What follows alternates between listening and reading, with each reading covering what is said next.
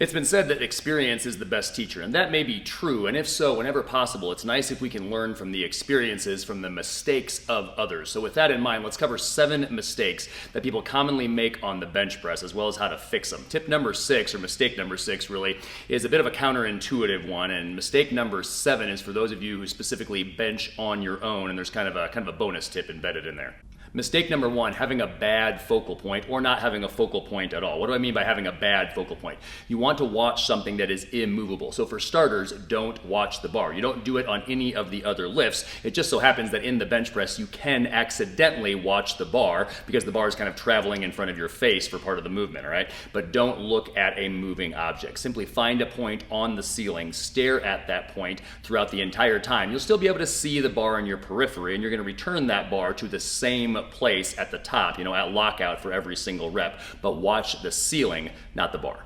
Mistake number 2, having a grip that is inefficient or even worse, potentially dangerous. So let's talk about the width of the grip first. You don't want a grip that's too narrow. You also don't want a grip that's too wide. Simply take, for most people, a grip that is about 1 hand width wider than your press or about 1 hand width wider than where the knurling starts. For some people, that's going to be roughly a thumb's distance as well. That's a pretty good, reasonable way to start. You'd like a grip where at the bottom of the bench, viewed from your feet, you've got vertical forearms. Now, as far as how to take your grip, besides the width of it, you also want to pronate your grip a little bit because you don't want to support the bar back over the pads of your fingers. You do that and you're no longer supporting the bar really over anything, right? You would rather support the bar over the bones of the forearm. So with that in mind, you want to pronate your grip slightly so that the bar is sitting in the base of the palm instead of high up in the palm. Last thing, don't take a dangerous grip. That is to say, don't take a suicide grip. Now, I know many people have taken a suicide grip, also known as a false grip, for years, and they've never had a problem, but it only takes once to have a real bad problem. The grip is called a suicide grip for a reason, and that is because the bar can slip out, and you can end up with a bar on your face or on your chest real fast. Now, yes, if you have safeties, that should prevent that, but still, you don't ever want to be dropping a bar. If you pronate your grip, you can get the bar over the base of your palm and still safely have your thumbs wrapped around the bar. Mistake number 3, not using your legs on the bench press. Now, it's absolutely true that the bench press is primarily an upper body lift, right? The legs are not actually part of the kinetic chain. However, the legs are absolutely part of the lift. The legs help you provide stability. The bench itself doesn't give you much stability. The bench is not very wide. So when you take your stance, you want to take your stance that's roughly about squat width. That's a good place to start. And you want to drive with your legs. So you kind of push your feet down and diagonally into the floor, kind of diagonally forward, as if you were trying to drive your body in the opposite direction, as if you were trying to make yourself slide up the bench. Now, you of course don't actually want to slide up the bench. That's a good reason to wear a shirt that's relatively grippy, so don't wear that type of tech material, and don't wear a tank top, and they even make some fairly grippy shirts specifically for the bench press. But the bar will do a good job as it gets heavier and heavier over time as you get stronger. The bar will do a good job of pinning your shoulder blades into place. So as you drive with your legs, that provides stability, it provides lateral stability, and it also kind of compresses you a little bit. It makes you more rigid. It helps you support your arch as well. So make sure that you're driving with your legs every time that you're benching. Not just on the ascent, it's easier to remember that part, but you still want to make sure you're driving hard with your legs during the descent as well.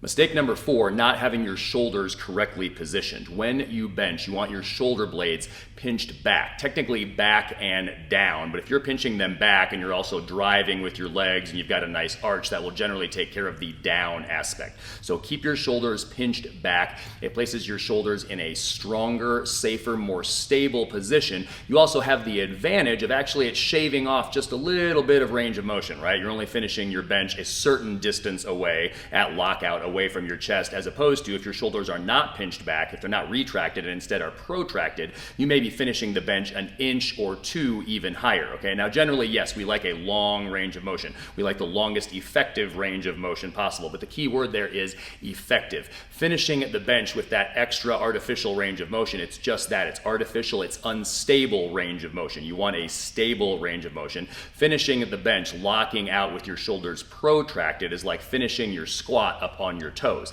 Yeah, it's more range of motion, but it's not a productive range of motion. So keep your shoulder blades pinched back hard. If they come out of retraction, let's say on the unracking process or during a rep, then you need to make sure that you re-retract them before you start the next rep. Mistake number 5, breathing like a buffoon. A lot of this has kind of gone out the window, but you still hear this kind of leftover from like 80s and 90s fitness magazines and stuff like that. This whole breathe in on the way down, breathe out on the way up. Do not do that. That's not good for stability. If you've ever pushed hard on anything, the example I commonly use is like a stuck car, right? A car that's stuck in the ditch or stuck in the snow or something like that. Your body knows what to do automatically. You take a big breath, you hold that breath, you go and then you try to push against that thing with your breath held. The exact same thing is true for the bench press. This is actually true for all of the lifts, but we're talking about the bench press here. So you want to simply take a big breath before you start the rep. I'm going to come back on that big breath part here in a moment. You're going to take a breath before you start the rep. You're going to hold that breath with tightly contracted abs, technically tightly contracted, every single muscle in your midsection. Just pretend you're going to get punched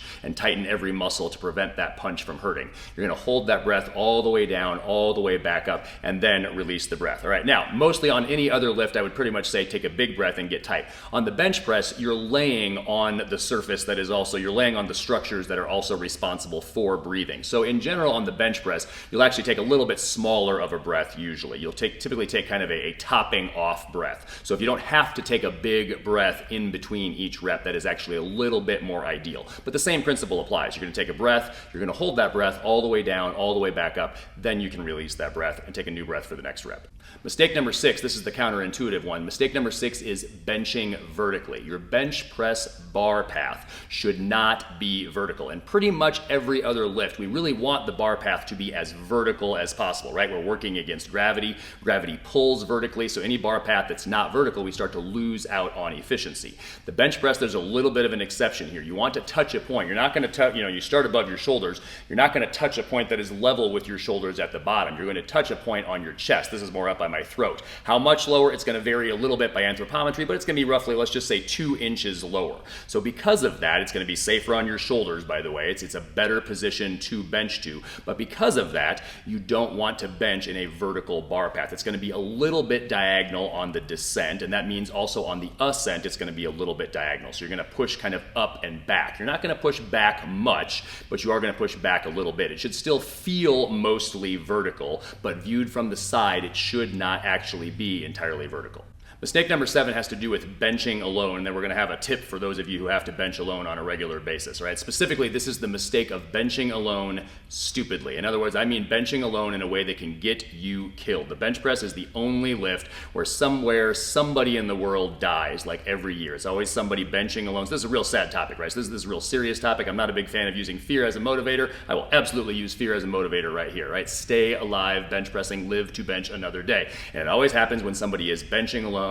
They've got collars on the bar, they get trapped at the bottom, or the bar falls out of their hand, something weird, and it lands on their throat or their face. So you can prevent all of these things. Now, in a perfect world, yes, everyone would have a spotter every time they bench press. That is ideal. They can help with the unrack as well. That's certainly a very useful thing. However, I get it. A lot of times people bench alone. I end up benching alone most of the time. So for starters, don't put collars on the bar, all right? However, the biggest thing is you need to have safeties set up. So you can call them spotter arms if it's on a squat stand, like what I'm talking about right here, or pin pipe safeties, or even strap safeties, but you need to have something set up so that it needs to be set at a height where the bar does not touch them when you're benching. You need to be able to, of course, execute the bench press, but that if you do fail a rep, you can set the bar down on your chest, you can relax everything, relax your arch, that allows the bar to sit on the safeties, and then you can kind of do the slither of shame out safely from underneath from underneath the bar in that case. And you need to test this at a light weight, preferably with the empty bar, but you got to test it at a light weight.